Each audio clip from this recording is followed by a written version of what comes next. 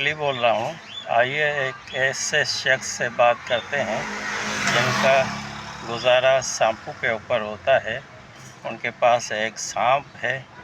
उन्होंने ये बताया तो उनके दो मुंह होते हैं, एक ही वक्त एक मुंह ओपन होता है, कुछ अरसे के बाद दूसरा मुंह खुल जाता है।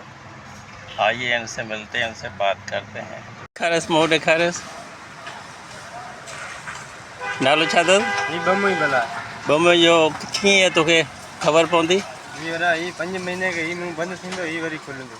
अच्छा, ही ख़ुदा जी कुदरत आहे वरा। तो हाणे ही कहिड़ो मुंहुं हाणे ओपन अथसि? ही खुलियल आहे फ़िलहाल ही मुंह खुलियल आहे ही बंदि आहे। अच्छा, सुभान अल्लाह।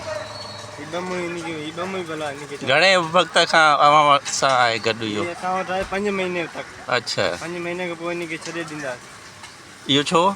बसि असां वटि इन जो उहिदो हूंदो आहे 5 महीने जो, अच्छा, हुन खां वरी पोइ पोइ छॾे ॾींदा आहियूं इनखे आज़ादु कंदा किथे? आहियूं। जिथां झलंदा आहियूं उते थर में छॾींदा आहियूं। अच्छा अच्छा, ये लोग इस तरह के सांप वहाँ अपने इलाके से पकड़कर यहाँ पे ले आते हैं, अपने रोटी रोज़ी करते हैं। कुछ अरसे के बाद ये वापस जाते हैं।